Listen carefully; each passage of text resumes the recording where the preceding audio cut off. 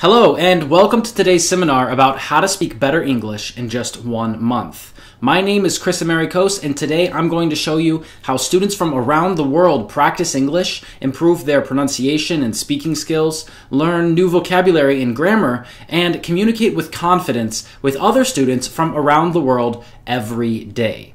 So during this seminar, a few different things are going to happen. Sometimes I'm going to turn the screen around and I'm going to show you a presentation that I've made. And I'm going to do this to make it easier for you to understand what I'm talking about.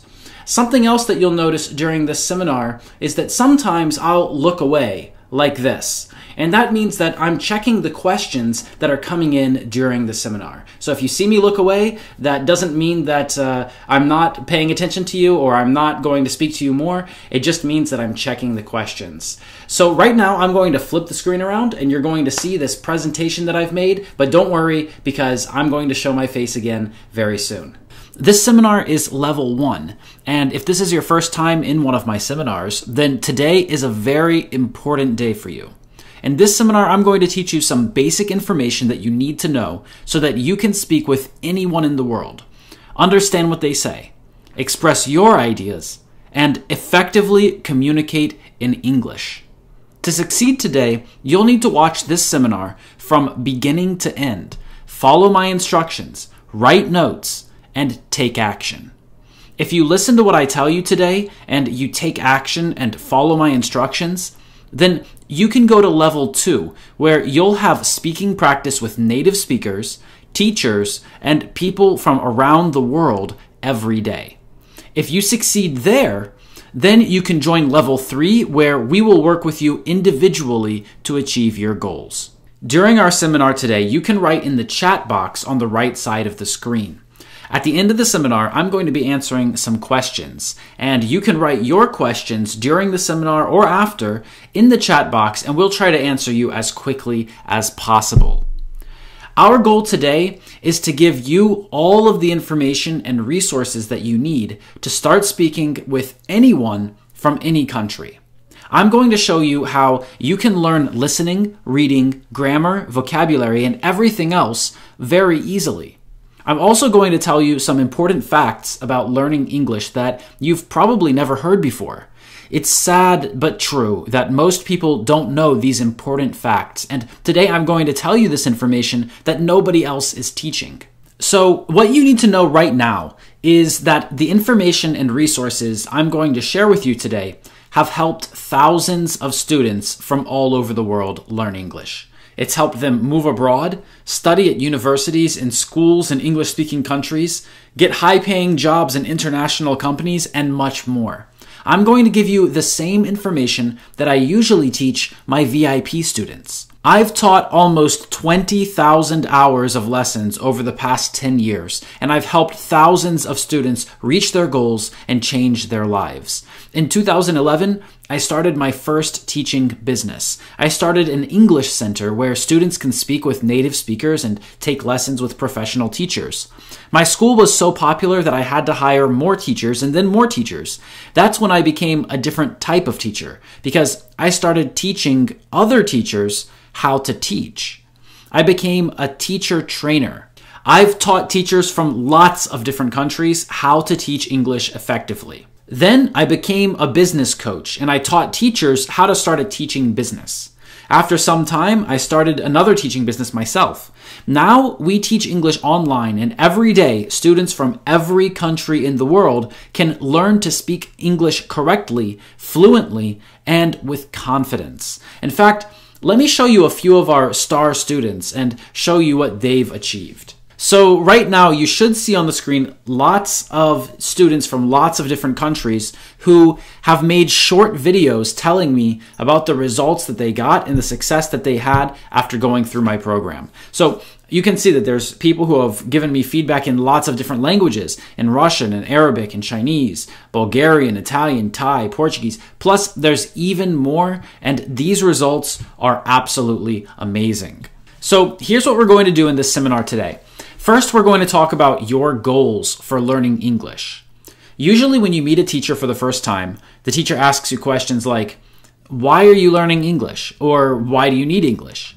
And those are important questions because you need to have a reason or a purpose. Most students who want to study with me don't have goals, and they're surprised that our first lesson is usually about understanding their goals. If we don't have goals, then we'll never know when we're successful. If we want to be successful, then we have to have goals. So we're going to start with goals.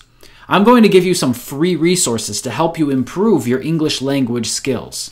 In fact, right now, you can join some of the resources that I've created for English learners. So while you are listening to this seminar, go to Facebook and join my group called English with Chris Americos, where I post about English every day.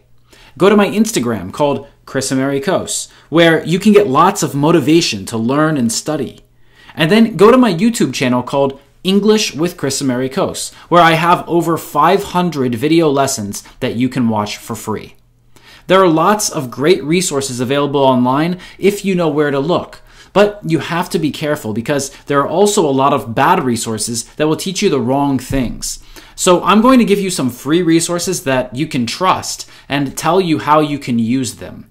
I made them specially for this seminar, so if you stay until the end of the seminar, you can download them and use them, and I know that you're going to love them because they're very, very useful, and they're going to help you reach your goals. So stay until the end, and you get those for free. Then we're going to talk about what it really means to speak English fluently. A lot of people don't understand what this word really means. Students say that they want to speak fluently, and a lot of them just say it because they hear other people using that word. It's a problem because they'll never really know if they're fluent or not. Being fluent in English might mean something different to you and to other people, so it's important to really understand what it means. After that, we're going to talk about how to speak without an accent and how to have perfect pronunciation. This is another thing that almost every student in the last 10 years has said to me. They say, I want to speak like a native speaker, or I want to speak without an accent. So we're going to talk about that, and we're going to talk about how you can really perfect your pronunciation. Next, I'm going to tell you the 3 biggest mistakes that you are making in English and how you can fix them. And I guarantee that no one else has told you this before. Nobody is teaching this. I've spoken with thousands of teachers from around the world and nobody else teaches anything about this, but it's really so important to learn. So I'm going to tell you how you can use it to improve your English today. Then I'm going to show you the best English learning resource for speaking that exists anywhere today. This is going to blow your mind and completely change your life. Using this resource, you can find a speaking partner or many different speaking partners from anywhere in the world and practice speaking English every day. You can even find native speakers and professional teachers there too. This is a really big resource that you're going to want to have. And then, if you follow all of my instructions in this seminar today and you stay with me until the end, I have a very special, very big discount for you to go to level 2 or level 3. If you go through this seminar from beginning to end, you'll really get a lot of useful information that you can start using today to speak English better and with more confidence. You've made a very smart decision joining this seminar today, and you're going to understand English better than your friends, better than your colleagues, your classmates, and probably better than your teachers if you stay until the very end and use all of the resources and information that I'm going to give you. Now, let's talk about who this seminar is for. It's not for everyone, and I want to tell you who it is for and who it is not for right now. First of all, this seminar is for anybody who wants to learn how to speak English with anybody from anywhere.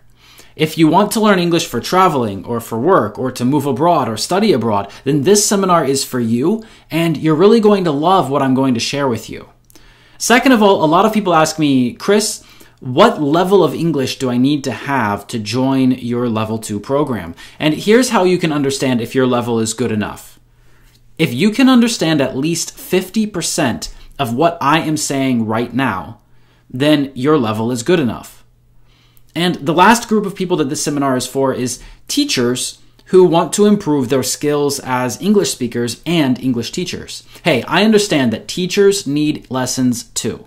I still learn new things every day, and a good teacher should also be a learner.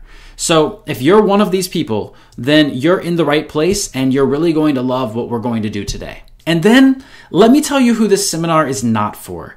This seminar is not for people who don't have the patience to sit and listen and watch and participate in a seminar for an hour. It's not for them because if they don't have the patience to even do that, then they won't have the patience that they need in order to learn a language. Also, this seminar is not for people who don't want to speak English. I know it probably sounds funny. Why would a person who doesn't want to speak English be at this seminar? Well, sometimes people join seminars and they think that they'll just listen to me speak. They don't want to speak English themselves. They just want to play a game and pretend that they want to learn English. Really, they only want to listen. So this is not for them because today we're going to be talking about how to speak English and what you need to know to do that. And the last group of people that this seminar is not for is people who don't have manners and people who are impolite. If you want to be an effective English speaker, then you need to understand how to speak with other people in general. That means you need to be respectful and you can't write negative comments in the chat or say rude words or anything like that. So if you're one of these people, then this seminar is not for you and you can leave the seminar right now. That's right. You can just exit out of the seminar, close it, and go do something else because we only want positive people who really want to speak English and who have the ability to listen to information and to learn. Okay, great. So right now you're probably thinking something like, well, this is great and I'm excited for the seminar, but who is this Chris person? So for those of you who don't know who I am, let me quickly tell you who I am. Well, my name is Christopher Huntley, but I also use the name Chris Americos. I'm a professional teacher, teacher trainer, business coach, and entrepreneur from the United States. And I've lived in a lot of different places in my life. I've lived in Germany, Italy, and Russia, but also the United States, where I've lived in a lot of different places too. For example, Ohio, Hawaii, Rhode Island, West Virginia, and Florida. I've started multiple teaching businesses, and that's helped me a lot in my life. I can travel a lot, spend time with my friends and my family when I want, and work when I want. And one of the things I love doing more than anything else is teaching English. It's my passion. I absolutely love it. And I've been teaching for about 10 years and creating resources and lessons and programs for students and teachers. You can find my YouTube channel called English with Chris Americos and see that I have over 500 free video lessons there. I also have a great Facebook group called English with Chris Americos where we post useful resources every day. And I create these resources because I believe that students should have everything they need to really learn English at a high level. When I look online, I always find resources that aren't very good. And there are some teachers out there who they just don't know what they're doing. They're giving people the wrong information, and that makes me sad and upset because I know that students are looking at that information and they're getting confused. So one of the things I've done is started showing teachers and students how they should approach learning and teaching the language, and I want to tell you about that right now. You see, most students and teachers around the world focus on communication only. I agree that communication is very important, but there are other important things that influence how we communicate that we also need to consider. One of those things is relationships. When we first meet a person, we usually use different words or phrases than when we speak with someone who we've known for a long time. It's the difference between formal and informal language usually. So when a teacher and a student meet for the first time, they'll probably say, "Hello." But when they meet for the 25th time, they'll probably say, "Hi." That's a very simple example of how relationships influence the words we use to communicate and why it's important for teachers and students to understand that the relationship they develop when learning the language will help them develop their language and social skills. A large percentage of our communication is body language. It's non-verbal signals. That means we don't speak it. We just do it. Language and communication are things that we do. So if we really want to communicate effectively, we should stop focusing only on speaking and start focusing on communication and relationships. A few years ago, I started to understand this more and more, and I was really interested. I wanted to learn as much as I could. that's when I developed a completely new approach to teaching English called the communicative relationship approach. This is something that no one in the world was speaking about because they all thought that just sitting in a room and speaking all day would help students learn. But what I found was that students learned better and faster when we created a relationship. It's not a real relationship. I mean, it's not a romantic relationship or anything like that, and it's not a true friendship either. It's a sample relationship that is based on language learning. It's a relationship that students can use and remember and think about when they meet new people. But I still found that communication and relationship building only were not enough to help all of my students get awesome results. Most of my students got amazing results, but there were a couple students who still didn't seem to have the great results that I wanted them to have. So I went back and looked at my approach again. I studied it for another 2 or 3 years and looked at what was different about my super successful students and what was different about my students whose results were just so-so. And after lots of research and investigation, I found the answer. There was a third very important component to students' success in learning English, which was the self. The student needed to have a strong sense of self to succeed. They needed to be self-confident, decisive, ready to take risks and make mistakes, open-minded, and they needed to believe in their own ability to succeed. So I combined those 3 things together: communication, relationship building, and sense of self, and I created a totally new approach that no one is talking about and no one else is using to get amazing results for every student I work with. This approach is called the integral approach to learning English.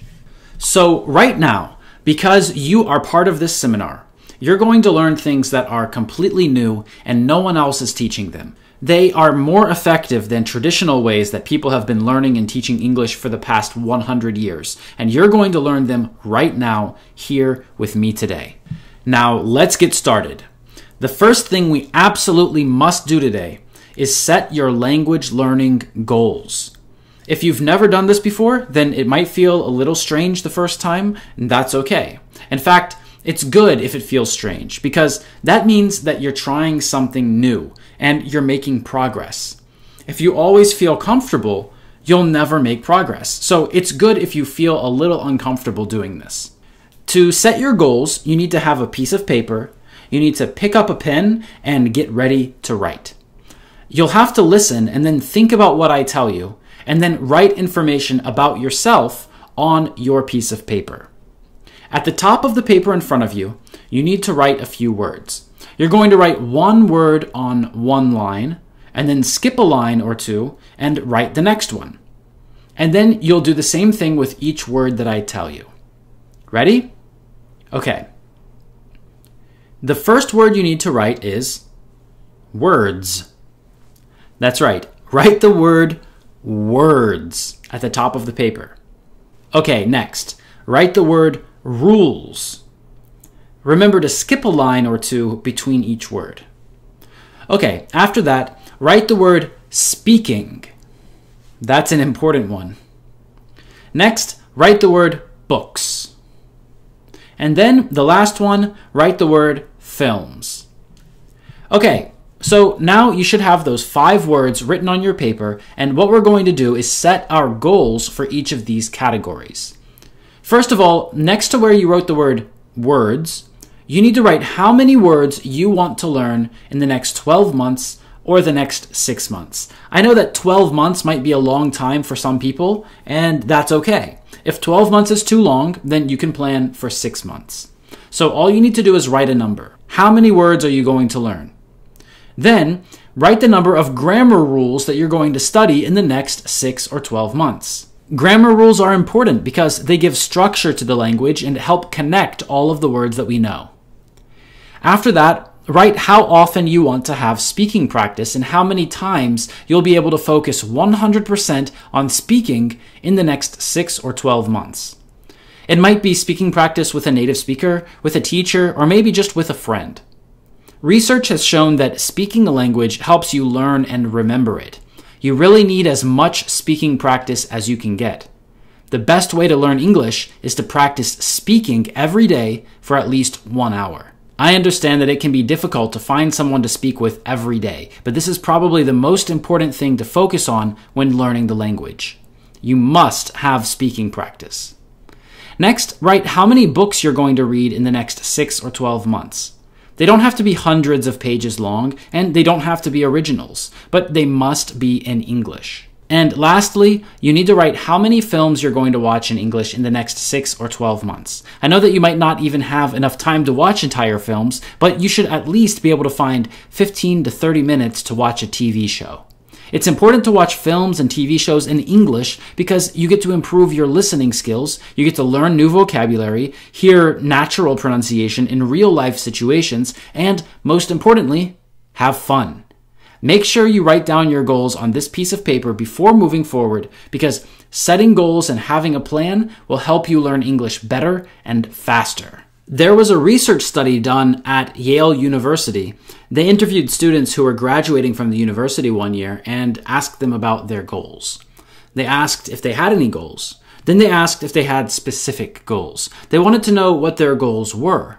And then they asked if they had written their goals on paper, where that paper was, and how often they looked at their goals. 20 years later, they interviewed the same people and found that the students who had written their goals on paper achieved more than all of the other students. Learning a language is no different from any other goal that you have. In order to achieve it, you must write down your goals and plan for success. Now, the next thing you need to do is set your goals to a specific time. If they aren't connected to a date and time, then they aren't really goals. We need to know when to do them and when they should be completed. So what I want you to do right now is open your calendar on your phone or on your computer. There should be a program or application that is a calendar and lets you set tasks and reminders. If you don't have one, then you should look online and download one. It must be able to send you reminders. I suggest using Google Calendar. So open your calendar and get ready to write your goals into your calendar. To show you what this looks like, I'm going to give you some suggested goals. Now, these are just an example and you don't have to have the same goals. I just think that these are really good goals, but you can do more or less and you can decide for yourself. So now we have our calendar wide open and we have goals written on the piece of paper in front of us. Next to the word words, I'm going to write 2,000. This is my goal for the next 12 months. Remember, you might have different goals and that's fine. That's okay. You should set your own goals, and my goals that I'm showing you now are just an example. So I wrote 2,000. That's 2,000 words that I want to learn in the next 12 months. I chose the number 2,000 because it's realistic, and it also will give you a great result. If you know 2,000 words, then you'll be able to understand a lot of what people say to you and what people say around you, and you'll be able to speak more and communicate better. Now, a lot of people hear the number 2,000 and they think that that's a really big number. They think it's a lot of words and it's a little shocking because they think that they could never learn that many words. And I agree, the number 2,000 is big and scary. That's why we want to break that number down into smaller units. Let me show you what I mean. If we learn 2,000 new words in 1 year, that means we learn 167 new words per month and 39 new words per week and only 6 new words per day. When you think of learning 6 words every day, it seems easy. But when you think of learning 2,000 words every year, it seems difficult. So let's stop thinking about 2,000 words and start thinking about 6 words. But the next question we should ask is, which words should I learn? And the answer is, the most important words. It's easy to find which words are the most important to learn. Just go online and search for top 100 words in English, or top 200 words in English, or top 1,000 words in English, and you'll find a list of very important words. Then you can separate those words into groups of 6 or 39 or 167, and you can start learning them. You should put your list of words for the day or week or month in your kitchen so you can look at them when you're eating. You should put them in your car so you can think about them when you're driving. Put them everywhere so you always have a reason to think about them and review them. Next, I'm going to write the number 52 next to the word rules. That means you study 4 grammar lessons and grammar rules every month and only 1 every week. So if you're already spending time learning new words every day, then you choose 1 day a week to spend a little more time learning grammar too. You'll need to read the grammar rule, understand it, do exercises to review it, and practice it. To practice it, all you'll need to do is search online for the name of the grammar topic, for example, present perfect, and then write the word activities or exercises. This will give you lots of websites that will check your answers automatically, so you'll know if you're right or wrong, and if you really understand it or not. The next question is, how many times should you have speaking practice? And the best answer here is every day. The more practice you have, the better. You can never have too much practice, but I understand that you might not be able to practice speaking every day. So I'm going to write the number 52 next to the word speaking. That means you need to have speaking practice just 1 time a week. Remember that I recommend having speaking practice every day for an hour, but for our example here, I'm writing 52. And you need to understand that speaking practice does not have to be with a native speaker. It could be with a friend or a colleague or a family member too. The most important part of speaking practice is the speaking part. You must speak. But a lot of people have problems finding a speaking partner. They tell me that they can't find anyone to speak with. And that's why I've created a special resource that will help you get speaking practice every day and will help you find speaking partners. And I'll tell you more about that later in the seminar. Next, let's talk about books. Here next to the word books, I'm going to write the number 20. That's how many books I think you should read each year. If you read more, that's great too. They don't have to be long novels and they don't have to be originals. You can read children's books just to get started reading in English, or magazines or something else that interests you. The main idea is that you need to read something from beginning to end and you need to actively read. Now, what does that mean? Well, active reading means that you don't just read the words in the book and then forget about them. No, no, no. You need to have a pen and paper with you when you read. When you find a word or phrase that you don't know or don't understand, you need to write it down and look it up in the dictionary or translator and learn what it means in that context. When you're choosing a book to read, it's important to choose simple books or simple literature. You should be able to understand at least 80 to 90% of the words and the content of the books that you're reading. If you understand less than that, then it won't be interesting and you're going to have a very difficult time finishing it. So when you're looking for a book to read, you should open the book to a random page and see how many words you know and how many words you don't know on that page. If you set your goal to read 20 books a year, then you only have to read 1.5 books per month, which is less than 1 book per week. There are special types of books called graded readers that will be easier for you to read, and they'll help you learn important vocabulary too. So when you're looking for books to read, start with graded readers. The last goal for us to talk about is films. Next to the word films, I'm going to write the number 30. You can probably watch more than 30 films in the next 12 months, and they don't have to be films. Like I said, you can watch TV shows too.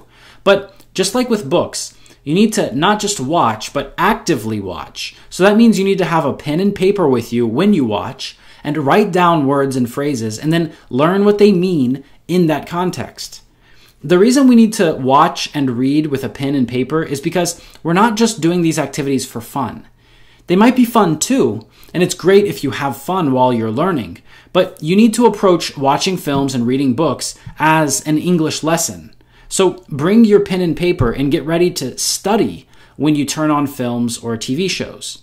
If you watch 30 films per year, that's 2.5 films per month, and that's less than 1 film per week. Great. Now that you have your goals written on the paper in front of you and you've opened up your calendar on your phone or on your computer, you need to start writing your goals into your calendar. So first, let's start with words. We want to learn 6 words every day. So I'm going to put a reminder in my phone for every morning. I think 6 new words is only going to take me about 10 minutes. I usually wake up at 5 a.m. and take a shower, so I'm going to put my reminder for 5 a.m. If I learn 6 new words before I get in the shower, then I can spend my time in the shower thinking about those words and practicing them in my head. I can try to create sentences with those words and practice pronouncing them too. Or maybe you aren't a morning person. You could set a reminder to learn 6 new words before you leave your house and go to work. Then when you're on the bus or in your car, you can repeat them, you can review them, you can practice them. And we want to do that every day, even at the weekend. Next is grammar. I'm going to choose 1 day a week to learn a new grammar rule and practice it. I think learning a new grammar rule is going to take me about 30 minutes. I like to get difficult tasks done early in the week, so I'm going to put this one on Monday and set a reminder for every Monday for the next year. I'm usually really busy on weekdays, so the only time I really have is in the evening after work, and that's when I'll study grammar. After that, I need to plan my speaking practice. This one's difficult because it depends on other people. I need to have a speaking partner and I need to plan the days and times with them. Or you could do it a much easier way and join a regular speaking club or international speaking practice group. I'll tell you more about that a little later. Like I said, it's best to practice speaking every day because that will take the words and knowledge that you learn in your own time and make them active. If you don't activate your knowledge, then you'll forget it really fast. So for now, we can't put a date or time in our calendar, and instead we're going to put a big task in the calendar for today after this seminar is finished and write, find speaking partners for daily speaking practice.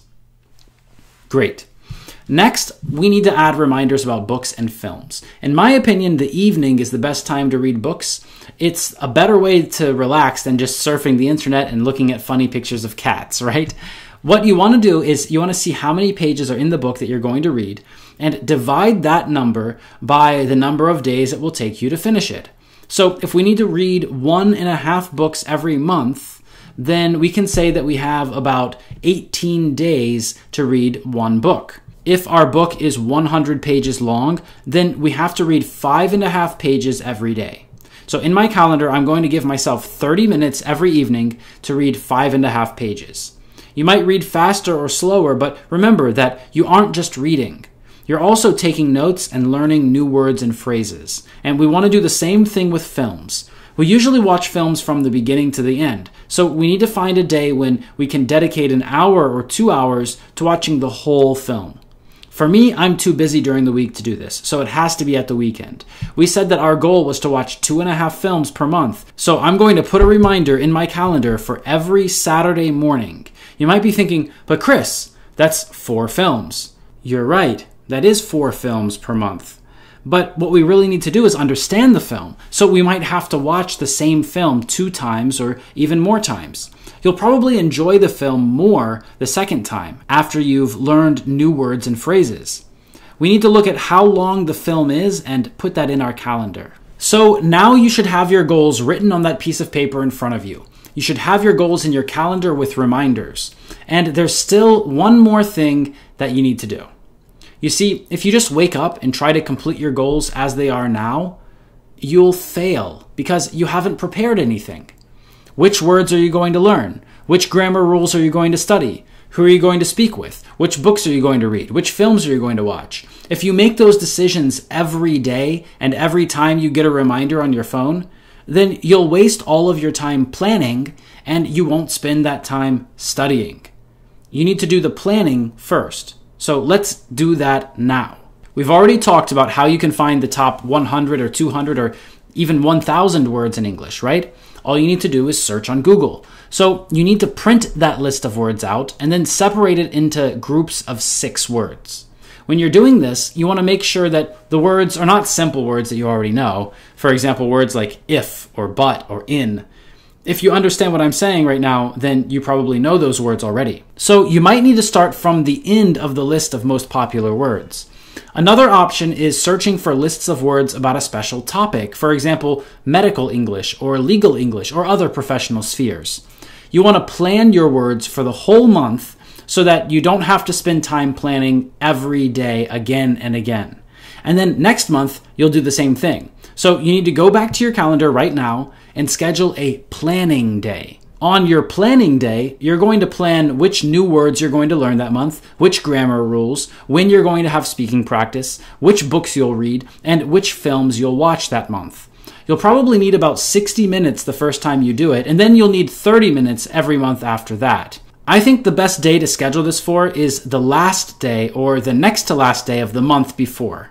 So if you're planning for September, then you would plan and make your calendar and set your goals on the last day or next to last day of August. That's how you're going to plan everything. Now you understand how to find the words you need to learn. Grammar rules are going to be the same, really. You need to go to an English textbook or English website that teaches English and find the different grammar topics. Start from your current level. So start with stuff that you know a little bit about, but you haven't mastered yet. Start with those topics and then just follow the book you're using. I recommend New English File. I love that textbook and I use it with all of my students, but you can choose any textbook really. After that, speaking practice. We said that you need to find speaking partners and try to find a club or group where you can have regular speaking practice. Everyday practice is really the best way to start speaking and learn the language. Then we need to choose the books and films that we're going to use to learn English. This is really easy, and I suggest finding children's books and films first.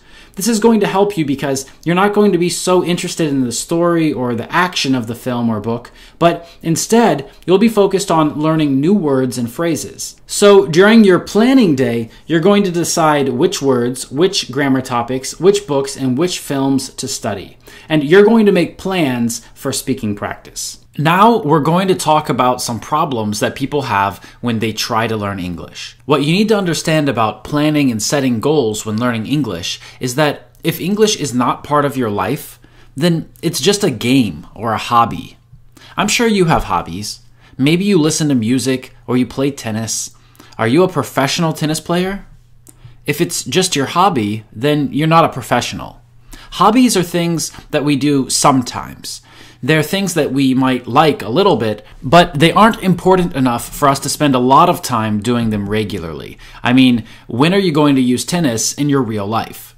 Only if you go to a tennis court and play tennis. But English is different. If you want to be great at English and if you want to speak fluently, then you have to make English part of your real everyday life.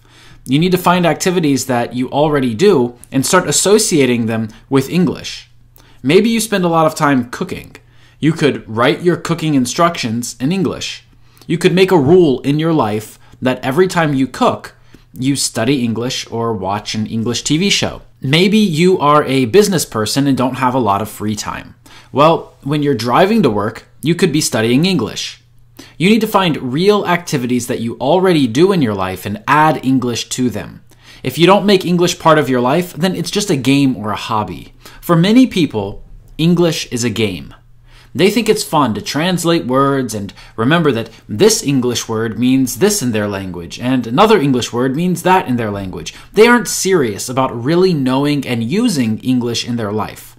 They use it when they travel so they can buy food or so they can add an English word in their speech when they're speaking their first language and make jokes. It's a game for them. It's a game because it isn't a serious part of their life. So if you want to learn English seriously and speak fluently, then you need to make it part of your life too. Another problem I see a lot of students have is that they don't really like learning English. In fact, some of them just don't like learning anything. They hate the process of going to school, reading books, discussing things with other people, learning from a teacher. They just hate learning in general. And that means they'll never be great English speakers because you cannot become a great English speaker if you hate learning English. You must love learning English. In fact, you must love learning in general. Motivation is the most important element to being successful at learning anything. If you have motivation, you will find a reason and a time and a place to study. If you don't have motivation, then you'll find every reason not to study. It's that simple. So one of the major skills that you need to teach yourself is loving the process of learning. You must learn to love the process of learning if you want to be successful. Another problem that a lot of people have when they try to learn English is that they don't really understand what it means to be fluent in English. Everybody uses this word fluent. Why do you need to be fluent? Why not just be good at English or great at English or excellent or fantastic or amazing? Why fluent? Well, this word comes from Latin and it means to flow, like how water moves. It flows. When something flows, it's smooth, it's beautiful, it's easy, it feels right. And when your English flows, it sounds right to other people. But the problem is that most people don't even understand what it really means to be fluent. They try to be fluent, but they don't know what it means. And if they don't know what it means, then how will they ever know that they are fluent or are not fluent? How can you achieve a goal that you don't have? You can't. That's the answer. You can't. So let's make sure that you know what it means to be fluent in English and how you can achieve that. Almost every student who comes to me and says that they want to study with me says the same thing. They say, I want to speak English fluently. And I always ask them, well, what does fluent mean to you? And they can't answer because they don't know what it really means. So one of the most important things that you can learn is what it really means to be fluent in a language. And I'm going to use a story to explain this to you. This is a story about two real people that I met. One of them was named Pasha, and the other was named Dennis. Both of them were from the same city. They had both studied English for a few years and had lived in the United States for a few months. They were about the same age. Dennis had studied academic English. He knew grammar. He knew lots of complicated words. He knew the rules of the language. He probably knew about 5,000 words. That's a lot of words. Native English speakers who are finishing school or who are at university usually know about 5,000 words. And Dennis was not a native speaker, but he knew 5,000 words. The problem with Dennis was that he didn't sound natural. When he spoke, it was like reading an English textbook. He spoke like a book, and he sounded like a robot. It was strange. When he spoke with people, native English speakers, they gave him strange looks because he was too formal and he didn't use any slang. And that was because Dennis only studied English at school and university and from books. Dennis never had speaking practice with real people. On the other hand, Pasha only knew 500 words. He was terrible at grammar and always made mistakes. He knew some slang and used it in the wrong situation sometimes. He didn't know formal or academic language. But the one thing that was really different about Pasha was that he didn't care about his mistakes. He could speak and speak and speak. He made mistakes in every sentence. He had a huge accent and he didn't even try to hide it. But because he wasn't afraid to speak and speak and speak, native English speakers liked speaking with him more. Because he wasn't so formal and didn't sound like a book or a robot, people wanted to speak with him. He had something that Dennis didn't have. Pasha had flow. One of the most important things you can learn about studying languages is that fluency and being fluent is not about grammar and it's not about vocabulary. It's not about how many words you know and how many rules you can remember. What it's really about is flow. Conversations have flow. Speeches have flow. Books and films have flow. The movement of conversations and communication between people is more important than choosing the right word or rule to use. So you need to decide who you want to be. Do you want to be the person who knows lots of rules and words, but who seems strange and unnatural to everyone? Or do you want to be the person who makes mistakes sometimes and chooses the wrong word sometimes, but who seems natural and fun to everyone? When people hear Dennis speak, they don't think he understands the culture of the language and how people should use the language to communicate with each other. They hear him speak and they aren't interested to continue the conversation. When people hear Pasha speak, they say that he isn't a native speaker, but he speaks English. He understands how to use the language to communicate what he wants and how to hold a conversation with native speakers. Pasha only knows 500 words and doesn't know grammar, but he is more fluent than Dennis, who knows 5,000 words and knows grammar. And this brings us back to the integral approach that I told you about earlier. Nobody is teaching students how to learn English the right way. Nobody really understands what it requires. They just see that some students are super successful and that some students are so-so and that some students completely fail, and they think, well, some people just aren't good at languages.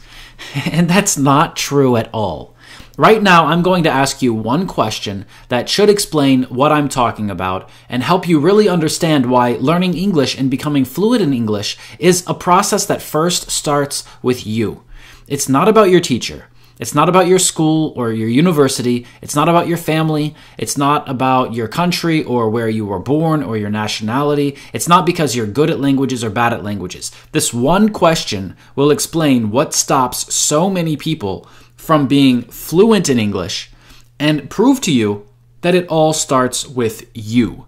The sense of self is the most important aspect of learning English, and nobody is teaching you anything about it, but I'm going to teach it to you right now. I've done this with hundreds, if not thousands of my students, and now it's your turn. So first, I have a question for you. Here it is. Are you an English speaker? Probably your answer is no. If you were an English speaker, you probably would not be watching this seminar about how to learn English and how to speak English fluently. You probably said no because you're not from an English-speaking country. You probably said no because all of your life, people compared your first language to English and told you how they're so different. But I'm here to tell you that none of that is true. It doesn't matter where you're from. It doesn't matter what language is your first language. It doesn't matter what your teacher said because they were wrong. In fact, what language am I speaking right now? French? No. German? No. Russian? No. Chinese? No. I'm speaking English. You're listening to me speak English and you understand me.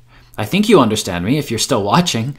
So you can understand English. That makes you an English listener, but not an English speaker. So what makes you an English speaker? Here's the question you need to ask yourself right now. Think about this question long and hard and really understand the meaning of this question.